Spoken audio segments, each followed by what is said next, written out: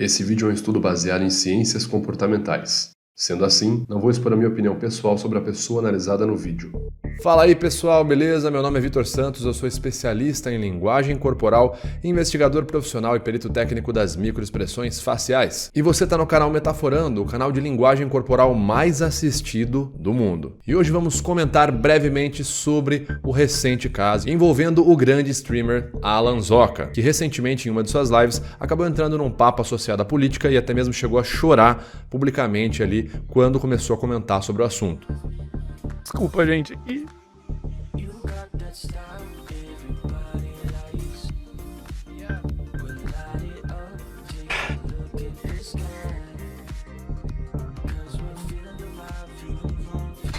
Uma merda, né, mano? Será que aquele choro foi de nervoso, tristeza, vergonha? O que a gente pode falar daquele momento e até mesmo o que a gente pode falar sobre a pressão social que se estabelece em tempos de eleição? Fica até o final do vídeo que você vai entender isso e muito mais. Só que antes, vale a pena lembrar, se você gosta de entender o que as pessoas ao seu redor estão sentindo e analisar as pessoas para ter melhores relacionamentos, conseguir conversar em público e conseguir abordar melhor as outras pessoas, se inscreve agora no canal Metaforando para aprender tudo isso e muito mais e conferir todo o nosso conteúdo de linguagem corporal. Clica aqui no botãozinho para se inscrever, curte e compartilhe o nosso vídeo. Sem mais delongas, bora pro caso. Recentemente, um dos maiores streamers do Brasil, conhecido como Alan Zoca, teve um momento, no mínimo, polêmico. Em uma de suas lives, em certo momento, Alan Zoca acabou entrando ali numa discussão, numa conversa com os seus seguidores sobre política.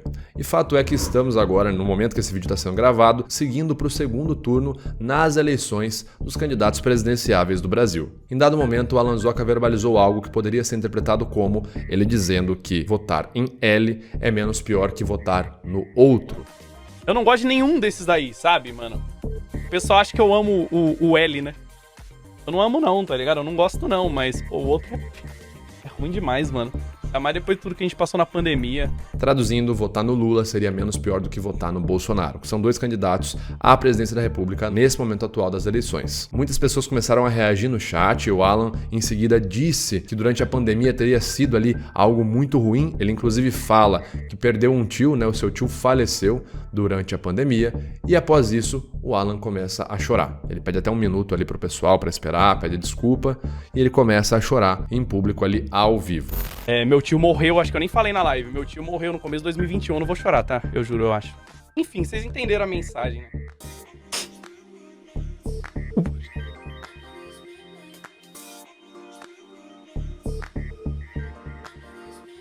Desculpa, gente.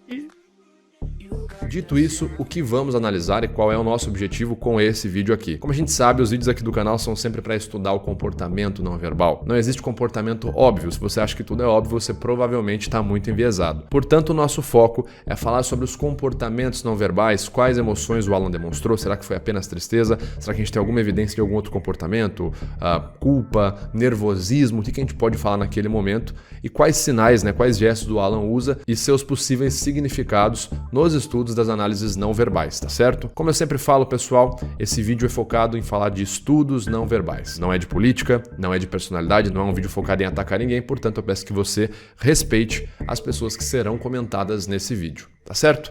Bora então para análise. Logo no começo do vídeo a gente consegue perceber que o Alan tem um grande pico de ansiedade. Ele começa o vídeo ali ficando bem ansioso. Cada segundo que passa ele só vai ficando mais ansioso até o momento que ele chora. Guardem essa informação porque ela é importante. A gente vai falar sobre o princípio da homeostase do corpo humano já. Mas vamos lá. Nesse momento, Alan demonstra inicialmente sinais associados à elevação de ansiedade. Chat, eu não sou fã também não, mano.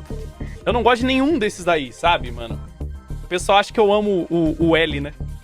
Eu não amo não, tá ligado? Eu não gosto não, mas pô, o outro é ruim demais, mano. Que são o aumento de gestos, o aumento da movimentação corporal, ruborização. Ele demonstra tudo isso já nesse início de vídeo. Nessa minutagem aqui, o Alan demonstra uma não visualização, enquanto está verbalizando ali o assunto, né, falando sobre política. A não visualização pode ser caracterizada como fechar os olhos pelo tempo superior a uma mera piscada. Não visualização está comumente associado a uma certa negação do que está sendo falado. Eu não visualizo aquilo que eu não quero falar, eu não quero comentar. Eu estou desconfortável ou eu lembro de uma pessoa que eu não queria lembrar, eu faço a não visualização. tá certo? Juntamente com a não visualização, o Alan também faz nesse começo um afastamento corporal. Quando a gente pega ali a teoria da prosêmica, do Edward T. Hall, a gente entende que a movimentação corporal, quando eu tenho o movimento de me aproximar de algo, significa algo geralmente que eu concordo e algo que eu afasto. Nesse momento, nós vemos gestos de ansiedade, nós vemos o Alan fazendo uma não visualização e se afastando corporalmente para fora, né, para longe do microfone. Não sou fã também não, mano. Eu não gosto de nenhum desses daí, sabe, mano? O pessoal acha que eu amo o L, né? Juntando esses fatos que a gente falou do afastamento corporal e também ele ficar passando as mãos na camiseta, ele começa a passar numa velocidade e depois ele vai passando mais rápido, o que é chamado de gesto autopacificador, né, o apaziguador, a gente pode entender nesse momento aqui sinais totalmente associados ao desconforto do Alan. E esse desconforto dele, essa falta de convicção dele em entrar no assunto de política, fica muito evidente nesse trecho aqui a seguir. O pessoal acha que eu amo o L, né? Eu não amo não, tá ligado? Eu não gosto não, mas pô, o outro é... Percebam a dificuldade dele em verbalizar quando ele fala do L, né? Que o L é menos pior, enfim. Percebam que ele não consegue falar de maneira convicta. Ele trava, gagueja, apresenta uma pausa e até mesmo o próprio afastamento verbal. O afastamento verbal é uma estratégia muito utilizada quando a gente está inseguro. Eu não quero abordar um assunto de forma direta. Eu não quero falar, por exemplo, olha, eu vou votar no candidato A. Eu pego e falo, olha, então, o candidato né? Tem o candidato A acaba sendo uma opção como é que pode dizer assim, menos pior, né, que a opção B. E ainda em seguida tem esse outro trecho aqui que realça pra gente a falta de convicção do Alan em abordar aqui a política e até mesmo essa decisão política que ele tá publicamente se manifestando. Eu não amo não, tá ligado? Eu não gosto não, mas pô, o outro é... Nesse momento seguinte vemos mais uma vez o aumento na movimentação corporal, ele começa a ficar inquieto com o tronco de um lado para o outro. Nós observamos uma queda no volume vocal, a voz dele fica um pouquinho mais baixa, do nada, né? Começa a ficar mais baixa. E também conseguimos observar uma tensão no pitch vocal. A voz dele, além de ficar momentaneamente mais baixa, ela fica um pouco mais tensa, como se ele tivesse com um nó na garganta. E de novo um afastamento verbal. Quando ele fala do Bolsonaro, ele não fala o Bolsonaro, ele fala o outro. Ele tem dificuldade de falar, apresenta pausas, a voz tensionada e fala o outro. Eu não amo não, tá ligado? Eu não gosto não, mas pô, o outro é ruim demais, mano.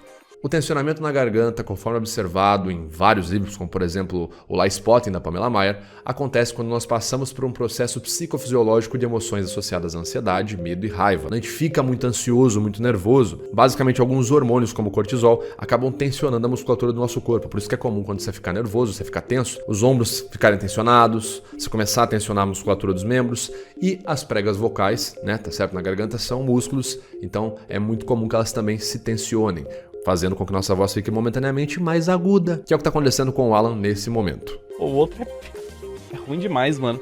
Ainda mais depois de tudo que a gente passou na pandemia. Percebam, inclusive, que ele hesita em falar. O Bolsonaro ele vai falar, parece que ele vai falar péssimo. Aí ele chega a pronunciar o P, para e muda e fala outra coisa. É muito ruim. O outro é ruim demais, mano. O outro é ruim demais, mano. E durante todo esse momento que ele tá falando, né, que ele vai falar que o um é pior, que o outro é menos ruim, que não sei o quê, percebam que além do tensionamento vocal, a voz do Alan não sai com convicção, ela não sai com força, ela não sai com projeção como minha voz tá saindo aqui agora, ela parece que tá meio pra dentro. Isso é chamado no protocolo SCANS e também observado no livro Getting to the Truth como queda na qualidade vocal. É quando a voz aparenta perda de qualidade, quando parece que está sofrido para sua voz, para sua pronúncia sair de dentro da sua garganta. E todos esses sinais que eu falei aqui apontam, né, para um primeiro momento, para uma primeira observação aqui no Alan, num suposto desconforto e ausência de convicção em abordar de forma direta, como se aparentemente ele não quisesse tocar no assunto de forma direta, na política, e uma vez falando em quem ele quer votar, não dá pra ver nele uma linguagem de convicção plena. Olha, é esse cara aqui, estou decidido, esse cara é o cara e é nele que eu vou votar. A gente não vê, a gente vê justamente o extremo oposto. Né? Uma grande hesitação não verbal do Alan em todo esse momento, todo esse começo do vídeo, até a parte que ele chora. Porra, mano, minha avó ficou 2 meses internada, tá ligado? Pro mano ficar falando que não existia pandemia, Aqui nós vemos mais uma vez o aumento nos gestos pacificadores. Ele começa a se coçar ali atrás da cabeça. Gestos pacificadores, conforme observado no artigo Movement with Precise Meanings, são gestos que a gente realiza tentando se acalmar quando começamos a ficar mais nervosos. Para quem não sabe, na nossa camada superficial da pele, nós temos os chamados nociceptores, que trabalham também na captação dos estímulos de dor. Quando a gente começa a massagear esses nociceptores, é como se a gente estivesse estimulando o nosso corpo a produzir aqui alguns hormônios associados ao relaxamento relaxamento. Por isso quando você tem uma pancada, né, você bate o braço em algum lugar, você começa a massagear aquela área também, né? Fora o fato de você estimular um deslocamento de fluxo sanguíneo para essa região, tem também o estímulo de hormônios associados ao prazer, ao relaxamento, né? Por isso que a gente começa a se coçar, a se manipular quando a gente está bem nervoso. Fora isso, nós temos o aumento no fluxo de piscadas do Alan. Ele começa a piscar pra caramba nesse momento, o que mais uma vez é um outro sinal evidente do aumento da ansiedade, a ansiedade dele só vai aumentando. Nós vemos também aqui em seguida novamente a inquietação, aumento na movimentação corporal. Aqui nesse momento ele começa a se auto-tocar, você consegue perceber que ele fica se tocando, né? E o mais interessante é a região do gesto. Perceba que ele passa a mão aqui perto do tórax, perto do pescoço também. O que a gente entende? Em estudos de linguagem corporal, a região do toque significa muita coisa. Por exemplo, uma pessoa que você tem um contato amoroso, se você toca nela, você vai tocar nessa região do braço, é uma informação. Se você vai tocar numa outra região, por exemplo, perto ali do glúteo, é outra informação, né? No autotoque é a mesma coisa. Tocar regiões do tórax e regiões do pescoço estão geralmente associados a zonas vulneráveis. Eu fico muito vulnerável nessas regiões. Alguns estudiosos de linguagem corporal entendem que o toque na região do pescoço, principalmente na carótida aqui, onde a pessoa está se sentindo extremamente vulnerável. Como se ela dissesse assim, meu Deus, eu tô prestes a ter um ataque aqui, o que vai acontecer comigo? Aqui nós temos um outro sinal interessante também, em psicofisiologia, seria o canal P, aumento na ruborização da pele. A pele do Alan aqui fica mais avermelhada. Novamente, pode ser observado também em Get to the Truth, quando a gente fica muito ansioso, quando a gente tem um pico de ansiedade, quando algo foge do nosso controle, a gente é pego de surpresa, nossa musculatura se prepara para reagir diante daquilo. Uma das coisas que ocorre é o deslocamento de fluxo sanguíneo, fazendo com que a gente fique momentaneamente mais vermelho, mais quente. Essa sensação de quentura, né, esse calorão é muito comum em crises de ansiedade. Quem já teve uma crise de ansiedade sabe, aquela quentura na região do pescoço, enfim, é tudo que dá para ver aqui no Alan agora. Aí o Alan corta o canal de informações visuais, ele faz isso para tentar reduzir o nível de estímulos, para que ele não veja mais os comentários, notificações na tela, então ele corta aqui o canal visual para tentar se autocontrolar. Quando a gente está perdendo o controle é muito comum a gente cortar os estímulos, não funciona, e por fim ele chega naquele momento que ele está prestes a chorar. Aqui tem uma informação interessante, vejam que ele faz ali uma espécie de sorrisinho. O que seria isso? Será que aqui o Alan se entregou que na verdade isso era tudo um teatro? Porque pô, o cara tá sorrindo, né?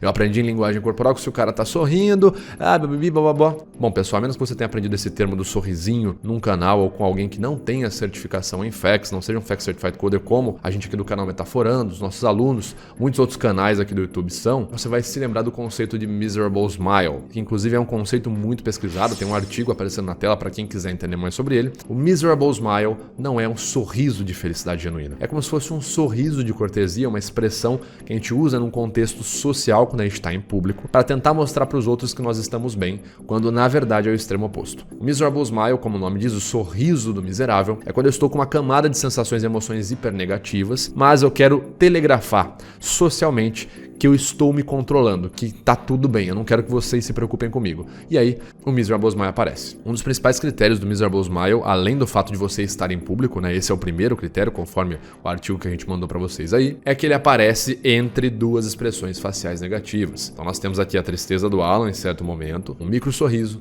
tristeza de novo, como se ele estivesse tentando sinalizar que tá tudo bem, para ninguém se preocupar com ele. E por fim, nós temos aí inúmeras micro expressões de tristeza. Nessa primeira a gente pode observar já o aumento no brilho dos olhos, a região interior das sobrancelhas elevada, canto dos lábios para baixo, tremor no músculo do queixo, músculo conhecido como mentalis, tristeza genuína, seguindo ali o padrão de prototipagem de codificação facial pelo MFACS. Se você vê pesquisas sobre as emoções, como as pesquisas de Sylvan Tompkins ou até mesmo as pesquisas de Paul Ekman, no livro Emotions Review também é comentado a função psicossocial da emoção tristeza. A tristeza é uma emoção que tem a sua função em gerar reflexão para quem está ali sentindo a tristeza, é uma emoção que faz a gente ficar mais letárgico, pausa para refletir sobre o que está nos causando aquela tristeza, e é uma emoção com um forte apelo social para a ajuda. O Ekman descreve inclusive no Emotions Reviewed, em certo momento, que se você vê uma criança chorando na rua, não há nenhum estímulo tão forte quanto que te faça parar o que você está fazendo, né, na maioria dos casos, para entender por que aquela criança está chorando. Complementando com os estudos ali de Robert Wright em The Moral Animal, a gente entende que as emoções têm função no nosso processo evolutivo. Então a tristeza, muito provavelmente no nosso processo evolutivo, tinha a função de fazer com que as outras pessoas freassem um ataque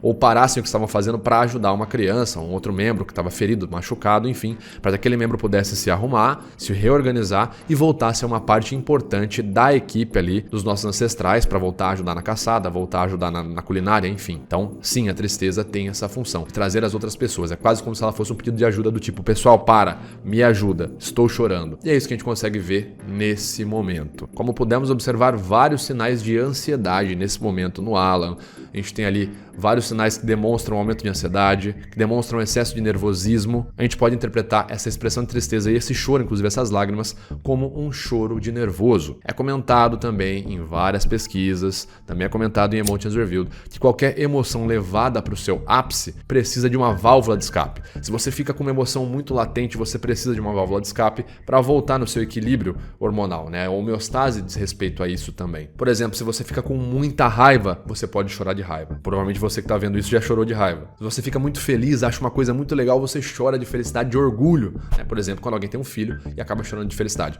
Então qualquer emoção no excesso, né, quando ela atinge ali um ponto muito alto, para que a gente possa voltar para um nível de equilíbrio hormonal básico, a gente precisa extravasar. E as lágrimas têm essa função aí de válvula de escape. Então a lágrima não é necessariamente um indicador de tristeza. A gente tem um indicador facial, mas a lágrima sim indica um aumento excessivo de alguma emoção que precisa das lágrimas para voltar ao seu equilíbrio natural. No caso aqui a gente vê muito nervosismo, ansiedade no Alan, tristeza, e aí as lágrimas fizeram esse papel dele poder retomar e voltar ao equilíbrio. Então ali a gente tem um contexto de nervosismo muito grande, pessoas ao vivo te cobrando, enfim. Apesar dele falar em público faz tempo, o assunto é muito complicado, política nesse atual momento, segundo turno, em 2022, onde as pressões estão ali socialmente super pesadas, dá para entender sim o choro de nervosismo, esse choro de tristeza também, mas que tem uma carga de pressão social muito grande. E assim concluímos a nossa análise. E agora, se você quiser ouvir, eu vou dar a minha opinião pessoal sobre essa situação. E por ser a minha opinião pessoal, obviamente ela é dispensável. Se você já tem a sua, bacana. Agora, se você quiser ouvir o que eu tenho a dizer, já aproveita para curtir esse vídeo aqui agora, tá certo? Se inscreva se você ainda não se inscreveu e vamos falar então sobre a ansiedade social cada vez maior nesse período. Essa pressão social que ocorre em paralelo com um dos maiores momentos de polarização política que a gente vive aqui no Brasil. Ou você é de um lado ou você é do outro. Briga de time, como se fosse ali uma grande torcida brigando com a outra no estádio de futebol. Pensando na ótica do Alan, que é um criador de conteúdo, mas é uma figura pública, é muito fácil entender como que alguém pode ficar extremamente ansioso, nervoso e chorar de nervosismo e tristeza na frente de milhares de pessoas ali numa live. Dá pra entender sim, até porque eu também tenho que falar em público, tenho ali milhares de pessoas, milhões de pessoas me acompanhando, então eu consigo entender um pouco do que pode ter acontecido com o Alan. Basicamente, se você é um influencer, se você tem uma certa figura de autoridade, se no seu ambiente de trabalho, se no seu ambiente de estudo você é uma figura que influencia e fala com outras pessoas, você talvez se sinta da forma que eu vou descrever agora. Acontece que basicamente todo mundo em volta exige que você se manifeste e te atacam por não fazer isso. Te ofendem, inclusive, te associam a inúmeras ideias e pessoas com atitudes repudiosas. Ou seja, instauram em você uma enorme pressão psicológica extremamente negativa. Ao mesmo tempo que te cobram um posicionamento, eles também criam uma mega expectativa em cima de você, esperando que você apenas confirme que irá votar no candidato de estimação deles. Caso contrário, você é um monstro e será linchado no mundo digital pelos apoiadores do político opositor. Nesse contexto interpretado por mim, uma pessoa como o Alan Zoca, que em seu histórico na internet nunca optou por ter discursos ativamente ofensivos ou de se colocar como inimigo de alguém, acaba entrando em colapso nervoso. Ele sabe que não dá para resolver esse mal-estar social da polarização política com as piadas e comentários que sempre fizeram dele um dos caras mais legais e engraçados na internet. E aí o estresse vem. Porque o cara acha que não tem saída. Ou aceita falar que vai votar em B e vestir a camiseta de monstro pra galera que segue A, ou o contrário. Resumindo, dá pra entender a ansiedade que alguém como o Alan pode ter sentido num contexto desses e que pode gerar uma emoção de tristeza e nervoso em excesso, gerando lágrimas. A polarização tá cada vez mais tenebrosa e os efeitos psicossociais disso são cada dia mais gritantes. Números jovens aparecem com níveis cada vez mais altos de ansiedade. Na internet, onde a grande maioria desses jovens estão, o que vemos é que todos os eleitores de um lado têm certeza plena de que o outro lado está errado e atacam o outro lado. Como se esquecessem que daqui 30 dias, independente de qual for o presidente eleito, os outros quase 50% dos brasileiros que não votaram no político que você idolatra não irão desaparecer de um dia para o outro. Ou seja, teremos que conviver com esses quase 50% de eleitores brasileiros que pensam diferente de nós. E teremos que nos relacionar afetivamente com eles, de repente, trabalhar com eles, ser atendido por eles, vender serviços e produtos para eles. Ou seja, o bom relacionamento é uma questão que não pode ser dispensada facilmente por frases toscas como: